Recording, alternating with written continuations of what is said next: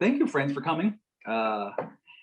As always, every single time, I want you to know it is my honor to do this, to do this work. I think that the more of us know this information, the more we create healing in our communities.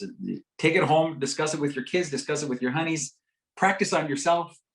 We can turn this ship around together toward our personal sovereignty, our personal capacity building. That's why we do it. That's why we have these conversations. So if you have questions along the way, type it in there, and Andy and I'll figure out how to get an answer to it. And at the end, we'll have some time, and then I'll give my email at the end as well, in case you have any questions that kind of pop up during the week. So we've covered so many things. This is 8 sessions. So if this were like a class, we'd be halfway through a semester already at a university. This is the stuff that I would talk about there.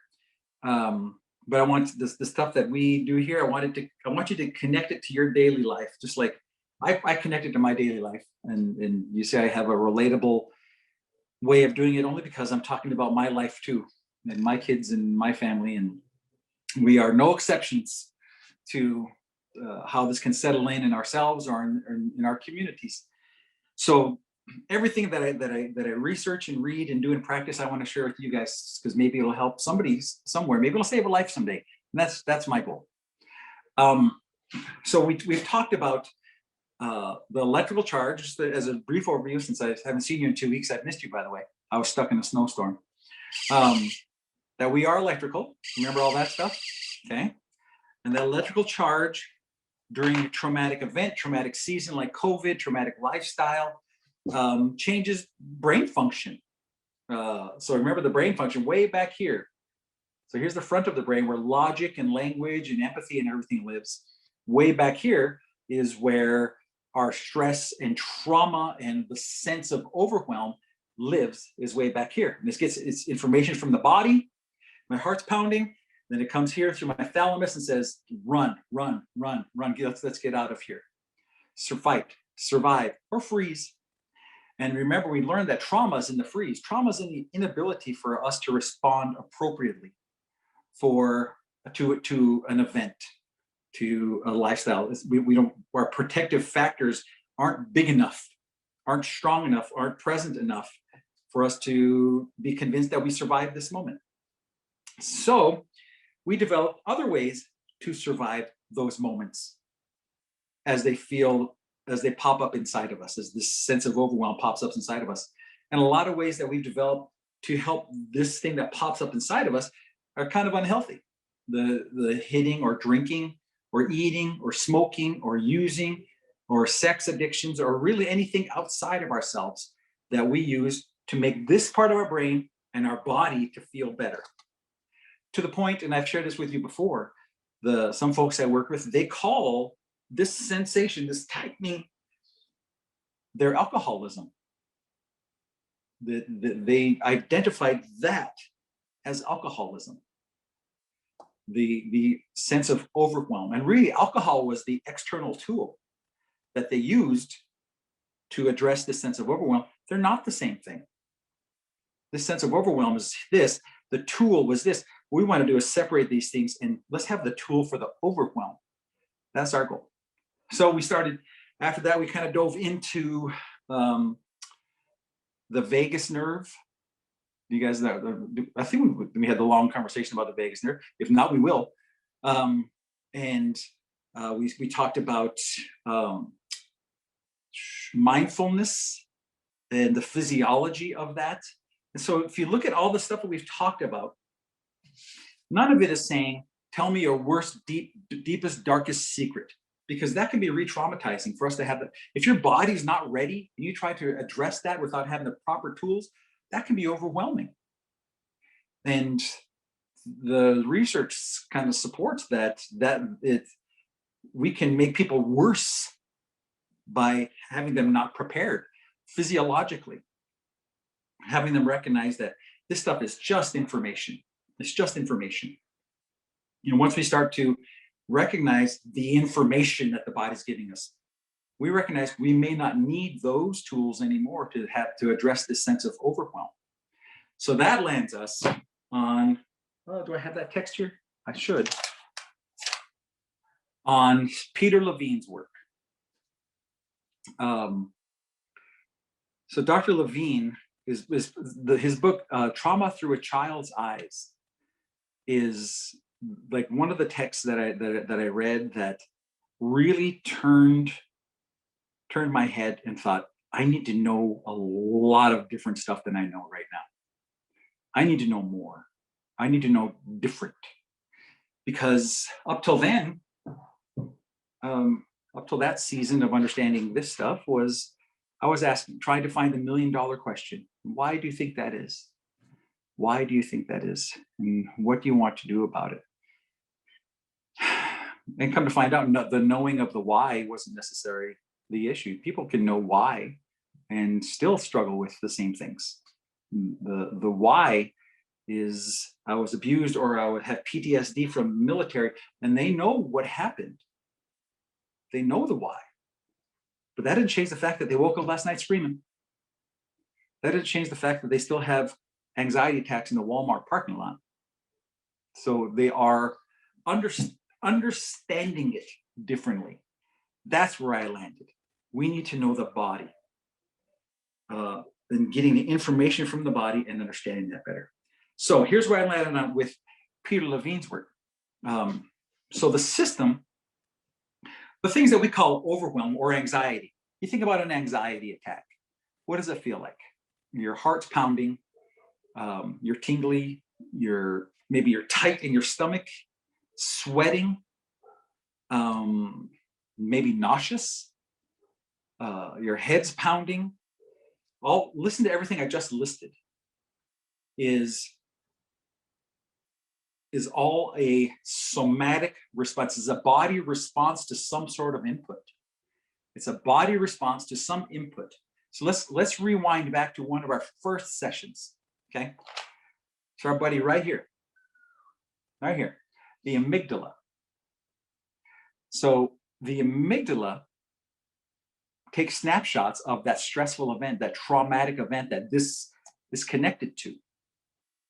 They had that abuse, that military combat, the car accident, whatever it is. It took all sorts of snapshots and then compares snapshots every day, every second of your life. How's this? How's this? How's this? How's this? How's this? How's millions of them. Things that you can't even pay attention to. It's comparing snapshots for you. It's doing it right now. And snapshot. And if one of those snapshots even kind of resembles the original trauma, remember this phrase? It takes the body back to the same sensations as when the original trauma occurred. It says, I got this, let's get out of here. Let's run or let's fight. So when I'm running, that's what my body feels like. Heart pounding, tingling, tightness. That's what my body feels like I'm running. If I'm fighting, that's what my body feels like. But you're sitting perfectly still in a classroom, in a Walmart parking lot, in a movie theater. So it makes no sense and feel like we're crazy. So it's in Levine's work, that's called pendulation. I'm gonna use my little toy here. So as like a clock, one of those old, not Godfather, grandfather. Sometimes I'm just an idiot. Okay, it's a grandfather clock, not a Godfather. If I say Godfather, just forget it. Where that thing in the middle just does that thing. Okay, your body, here's the autonomic system. Automatic, does it on its own. Okay, you're not in control of this. It does it on its own. Sympathetic gets my body jacked up and excited, increases heart rate, increases everything we just talked about. Okay, and then the opposite side. Isn't it amazing how the body has opposite systems all over the place? It's amazing how we're put together. Like if I bend my arm, my bicep, and to make it go that way, my tricep. It's an opposite system. My quad, my hammy. We have all sorts of opposite systems. It's just another one of our opposite systems in our body to make sure that we are regulated. because we can't walk around like this all the time with our biceps in charge all the time. Otherwise, we look like idiots. So it's has an opposite system, the parasympathetic, sympathetic, parasympathetic, sympathetic, parasympathetic. And it happens all on its own, okay? And it's happening in you right now. I think Jerry's out driving right now. So, well, hopefully, I think she's in the passenger seat. I hope. So it's going this way here. So Jerry, a car passes Jerry and it maybe cuts off too close in front, and her body does this. Whoa. That's the sympathetic, but she can't stay in whoa mode forever. So she calms down. That car is now a mile away, way up there, and it does this. Oh, and she goes back to focused attention again. But then a deer comes up and then comes back down. It happens like this all day, every day. Even when you're asleep, this is occurring. So what happens with trauma, though, is this pendulation gets interrupted. Well, let me pause here for a second. This part over here is controlled by this guy here. And this gets all the information from the body. This is all body information. So heart racing, hot, sweaty, everything like that. That's all this guy right here. So it gets all this information from the body. So we have to know this. This isn't the language of logic. This is the language of sensation.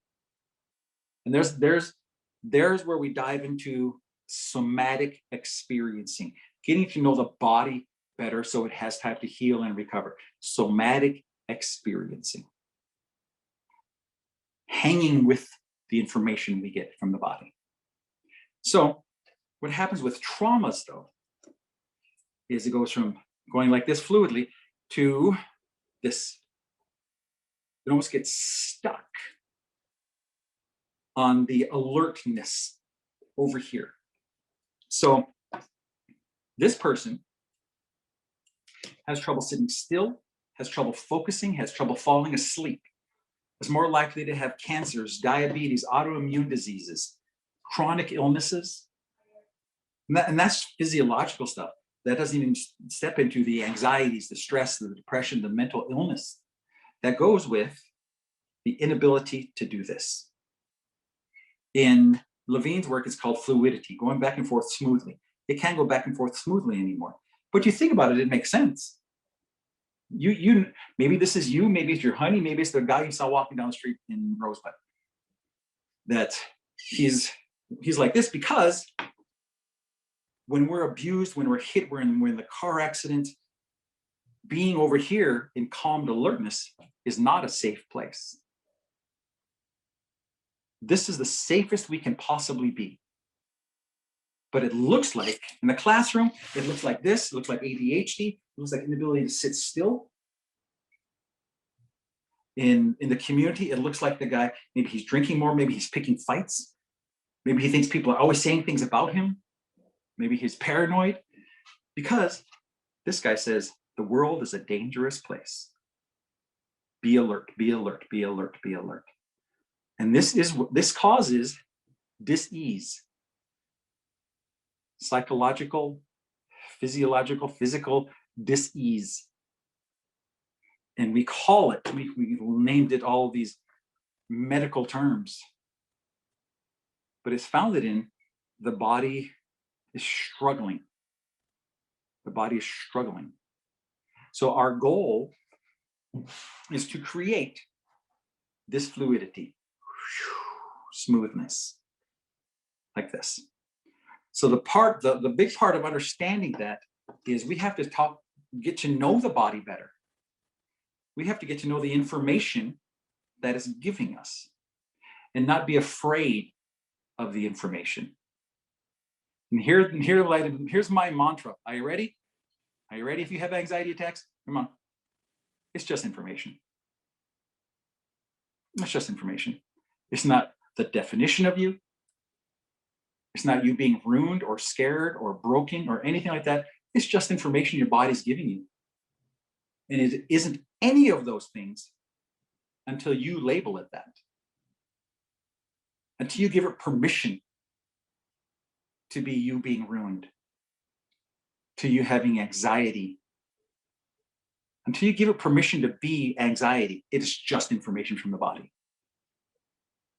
And the more you can sit with that information and get to know it, the more it learns that you don't want that response anymore. So let's tie that back into what we've already learned. So if you remember Schachter's work, the body gives the information, then we label it. The body gives information, then we label it. The body gives information, then we label it. Not the other way around. It's this way around. This is the way it goes. We get the information and then we label it. Let's wait on the label, hang with the information so the brain can understand we're doing something different now. We're approaching this differently now. Because used to be, you should just run from it. You should just run or scream or cry or hit or drink or use. But you're not doing that anymore. So is there a new sheriff in town? Is there a new way of doing business? And yes, the answer to that is yes. We are hanging with it so this can occur. But it's not going to occur accidentally if we've been going with it our whole lives. We have to teach it something different. So the first part doesn't have to be your best friend. It'll be uncomfortable. It doesn't have to be your best friend. You don't have to hug it and squeeze it and stroke its fur backwards and name it George. You just have to hang with it. Okay? Just get to know it a little bit. A couple stories related to that. I'm not sure if I told this group this.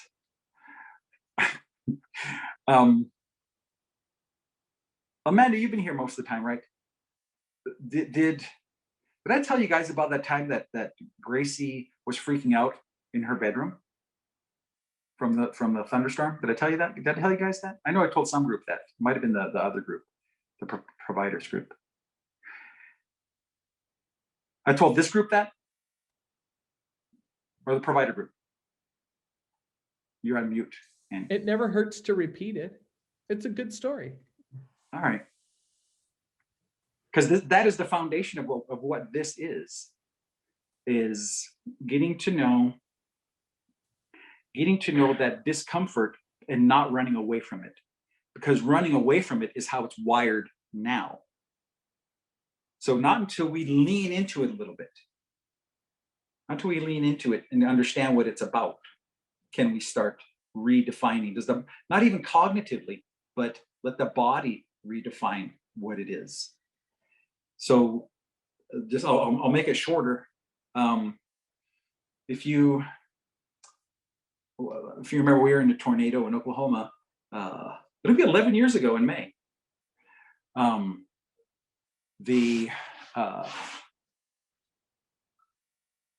It was stored in my family in different ways. For me, I was running around just being an idiot, trying to find the tornado like an idiot. And so I was running around and it almost sucked me up and I was hanging onto the ground and everything. And my family was in a closet like this. You remember, fight, flight, or freeze. If you don't use your fight or flight response and you freeze, that's the root of trauma. So in Gracie, it was stored in her. And we moved to New York, back to home, and there was a thunderstorm. But it was like miles away. You know, you look out a window, and miles away, you could see lightning and things in the sky. And so her amygdala saw that and said, those look just like the clouds of that time that you almost died. And it sent her body into fight or flight. Her heart started pounding. She's like this, and she just starts crying. Her body feels out of control. Totally illogical, because we're in New York. Remember, logic isn't part of the problem. If you could have thought your way out of it, you would have by now, my friends. So logic's not the problem. So she's standing over the sink, just bawling and drooling and snot. It was gross. I was this close to grounding her just for being gross. So she's like, like that. And so we go in her bedroom. We sit down in the bed, and We dialed in to the information that the body was giving her. My first question, though, was, can you talk about it? Because if you remember our brain, the language centers live up here. Language and logic lives up here. So if you ask that question, it's not so much, are you willing to? Because I'm Daddy Bear. Of course she's willing to. The question is, can you? Do you have the physical capacity to have this conversation right now? And she did not have the physical capacity. Like that, drool and snot and the whole deal. And so it wouldn't make any sense for me to keep asking questions, right? It wouldn't make any sense for me to say, well, tell me why, and tell me about your emotions, and tell me your feelings, because she couldn't even talk. So let me take my talking tool off the table. I don't need that. So we sit there and I said, what's your heartbeat doing? When you start, and hear me say this, my friends, when you start dialing into this, the question isn't why, it's what and where. Okay? It's not why, it's what and where. What is your heart doing? What is your heartbeat doing? Where are you feeling it? And she does this. I said, what's your heart doing? And she said, it's like this. It's like this. And I said, let's just pay attention to it. Now, here, you guys hear me say this now. What? Where is it? Let's pay attention to it. What? Where is it? Let's just pay attention to it. Why do we do that? Hear me say this now. A sensation that is attended to changes. If you park on it, if you become fascinated by it, if you get to know it, a sensation that is attended to changes. So I said, let's just hang with it for a while. And so 45 seconds to a minute, we hang with it. And if this is you doing this, or if this is you doing with a friend or a child or something, the big word that is called prosody. Prosody. I needed Gracie to borrow my safety. I needed Gracie to feel like this was the best place for her on earth, right here and right now. Like this was the center of the universe. And there was no place that was going to be more safe for her than right here. So prosody is just, how am I coming across? My tone of voice, my tempo of my speech, my face. So I said, so she needed to borrow my calm. So I just said, let's do nothing for a second. Just pay attention to it. And 45 seconds to a minute, we just sit there. And I'm doing this. I'll say, I'll pay attention to mine too. And I'm close enough to her where she can pick up on me. 45 seconds to a minute. And I said, how's it now? She said, it's okay. And I said, what's your breathing doing? She said, my breathing feels stuck. She pointed right here, stuck. It's a good word, a good sensation word. It wasn't, I'm having some breathing distress and it's echolocated in my pharynx. She didn't say anything like that. She said, it's stuck right here. Because you know when you're like stressed, you go like that. No deep breath involved. We really want that deep breath. That long deep breath, that's our goal. So says stuck right here. And so I said, let's just pay attention to that. Let's see her put her hand on it. So put her hand on it, and then you can see her breathing change. A sensation that is attended to changes. It's just almost like the parasympathetic is shining a light on it and saying, dude, why do you have this level of activation? There's nothing going on that's requiring this. Let's back off. And so it kind of brings us back. This pendulation, Peter Levine. So we pay attention to it. You can see her kind of start to deflate. And then I said to her, and I don't do this with any other patient, just so you know. I said, you want to sit in my lap, baby girl? And so she sits in my lap, and she's skinny, but I give her a wide circle here. Daddy Bear wants to say everything's okay, but I think we have an opportunity here. So we're doing this, and she's on my lap, and she's facing that way. And she was a constrictor. Do you remember we talked about the 4 horsemen of trauma: hyperarousal, constriction, dissociation, and numbing? She was a constrictor, where her body was tight like this for about a year and a half. Her running changed, everything like that. So she was a constrictor. Constrictors often have stomach problems. They'll complain about having stomach aches. And so I said, "How's your tummy?" And she was probably 7 years old. I said, how's your tummy?" And she said, it's like a rock right here. She's sitting on my lap facing that way. And I said, "What does it do next?" There's a phrase you want to glom onto. What happens next to it? Because trauma doesn't know a next. Trauma knows this. It doesn't know what was occurring next. You think about your friends who have anxiety attacks. They could have been having it for 10 seconds, and they think it's been a lifetime, and it's going to last lifetime. It's been 10 seconds, people. So it doesn't even know a next. It just knows now. So I said, what happens next to it to lead her into a different state? And she said, "It rolls like that."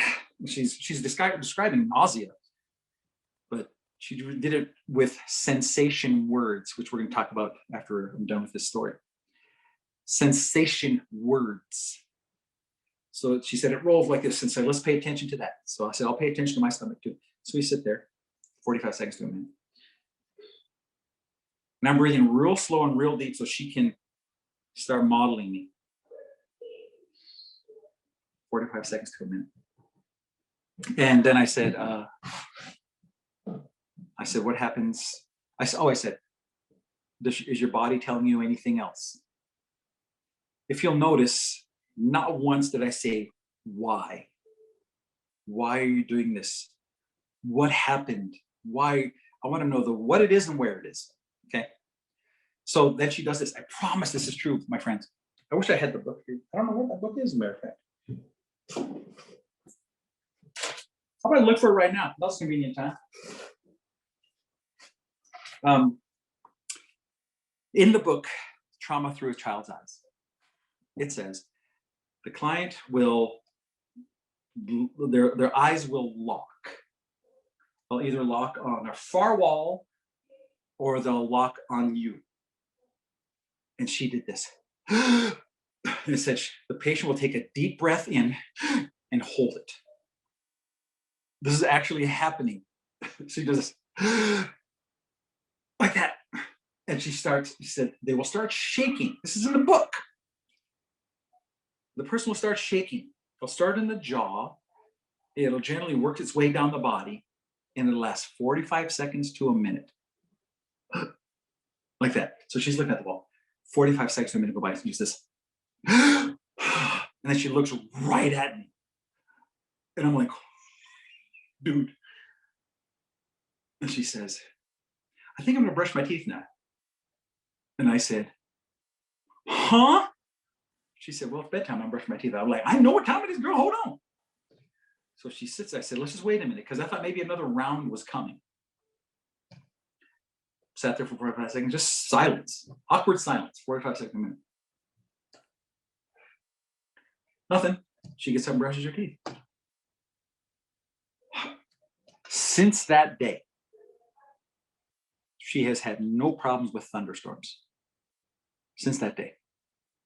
What it says in the text is the patient may have another round. If they don't have another round, they'll be asymptomatic immediately. Got rid of the trauma. Well, hold on. When I say got rid of the trauma, trauma is the label we gave the sense of overwhelm that was connected to an event. Hang with me.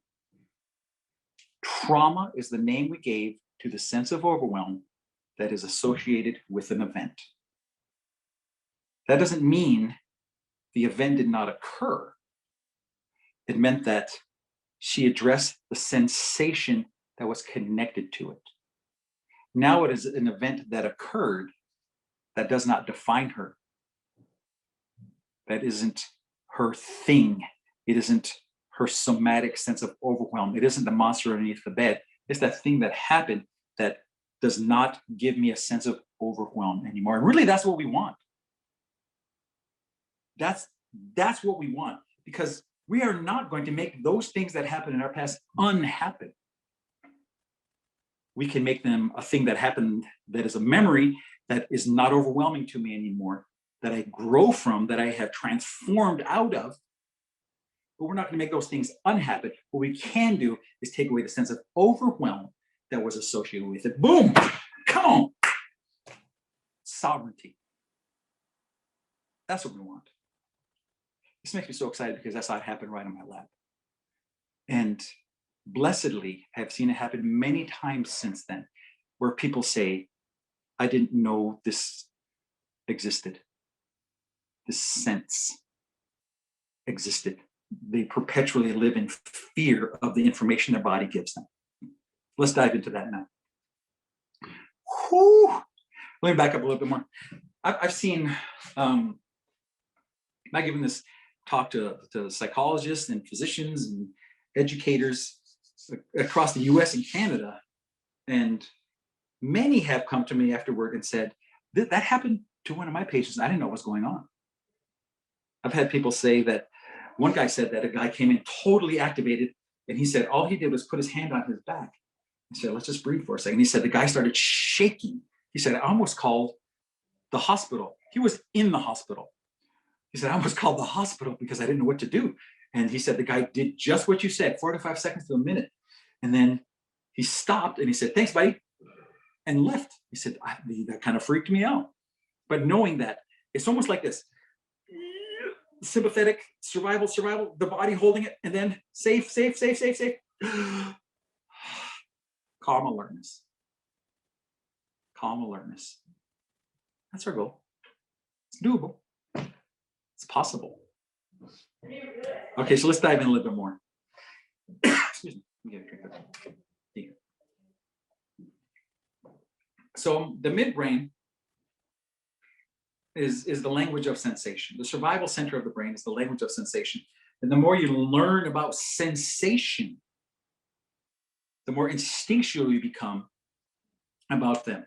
And the more connected and attuned you become to those around you. So you know when your kids feel different, you can sense that it's different. You can sense a difference. So let's kind of dive into some of the language of sensation before we finish today. Sensation isn't emotion. Okay? I got a cough again. Hold up. Andy, all the 75-degree Arizona air is kind of dry. Did I say it was 75 degrees? That's what I meant to say. Sorry. Not sorry. Okay. Did you say 75 below? Oh no, 75 above zero. Sorry, that warm, dry air. Sensation is not emotion. Emotion is what we label a sensation because we're looking at context. So if Annie and I are having heated words about something, and then my heart starts beating fast, and I'm hot and I'm tight, and we're having this exchange, I'll probably label that anger or frustration. Or if you say, what's that feel like? I'll say, it feels like anger. No, what does it feel like in your body? That's what I want to know. How do you know it's anger? Why isn't it something else? What is it that you are labeling anger? And this is a tough question for smart folks like you guys, because we're so used to labeling things and just going with that label. But to do this work, we have to pare it down a little bit. What does the body feel like when you're angry? And actually, you can just kind of sit where you are and think about this for a second. Jerry, don't close your eyes if you're driving. But the rest of you guys, think about it for a second. What does your body feel like when it's angry? And if you have trouble finding the words, just point to where anger is pretty prominent in your body. Connect to that part of it, that somatic work. And I've shared with you before, any moving the needle against trauma is going to come with understanding the body. because that's where the body bears the burden. The body keeps the score. So understanding that part of it is going to be where we start claiming our victories. So you can't, this is it. You can't just gloss over this or say, I'll get better at that. This is the deal. So once you start getting good at this is where the needle starts to move. Everything else has helped us to understand, and we built up to this moment. So let's be patient with it. Let's be nice and calm and slow with it. Let me ask a couple questions.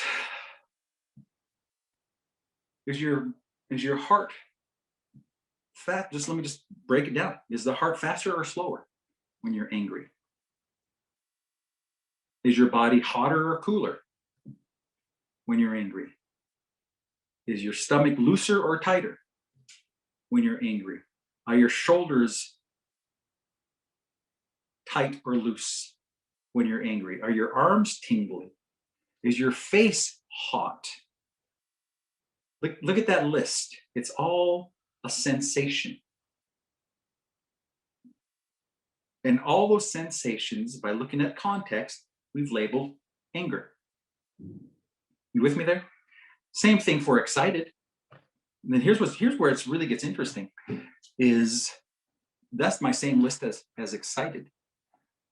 My shoulders are like this, my stomach's tight, my heart's beating fast, my breathing's shallow, I'm hot, but I'm at a football game. I'm at Eagle Butte football game, Cheyenne River football game. So I'm excited, but I'm using context to help me know that it's excitement. But here's what trauma does. Trauma's a jerk. It just messes up all these things and says, well, you're excited, all your family's around, all this stuff, but I'm gonna label it anger. So why don't you get in a fight at the family gathering? Why don't you get a fight at the powwow? Why don't you get a fight at the basketball game?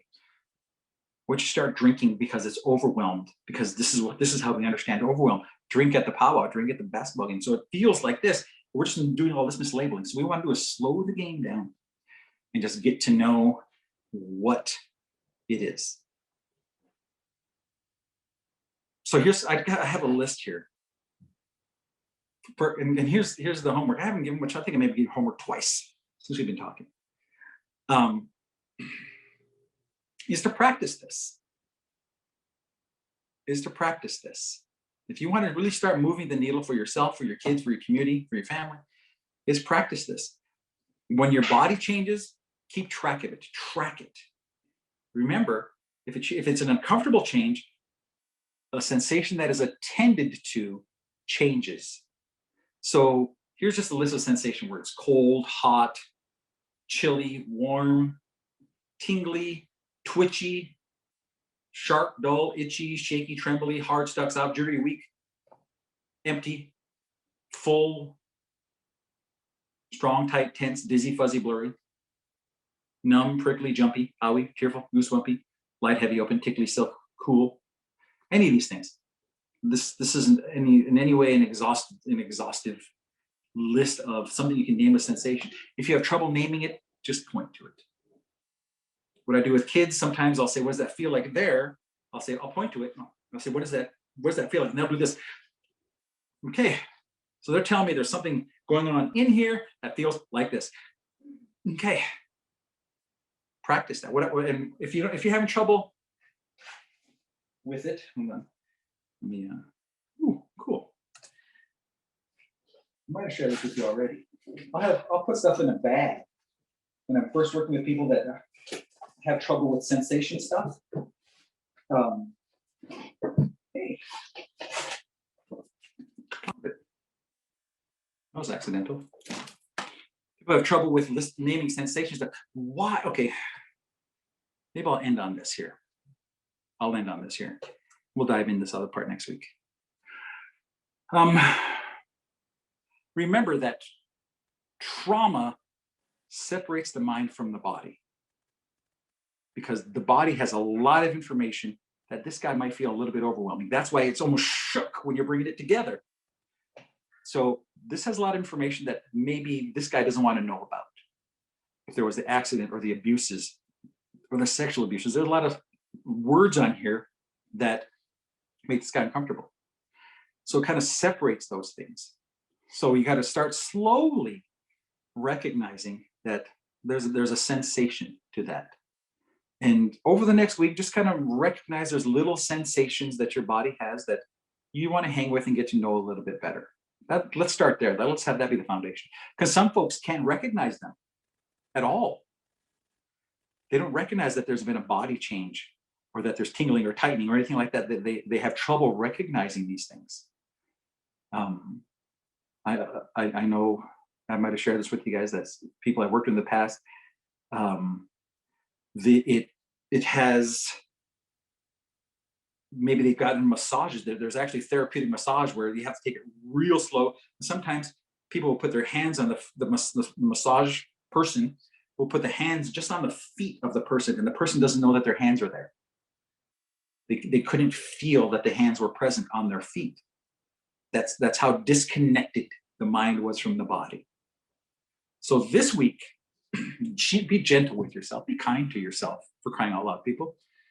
Being gentle and kind with yourself. Just kind of start recognizing, what does the socks feel like on my feet? What does the shirt feel like on my shoulders? What do my pants feel like? When your honey rubs your arm, what does that feel like? And really use some good sensation. Don't say it feels good. Don't say that. Say it's sore right there. For me, that's sore, but it's tense. There you go. It's tight right there in my arm. Calming. What you don't want to do is get into things that would be labeled an emotion. Sad, happy, mad, glad, all those things, like frustrated. Then you're just getting into a circle. Pare it down to what the body tells you. That is the homework for this week. And let me just let you know, we're all doing it all the time anyway. Your body's doing it every second of the day. We just need to start dialing into it. There's the foundation of this somatic experiencing trauma work. Everything that the best trauma researchers say starts with understanding the body in this way. Whew. Who has questions or comments or thoughts?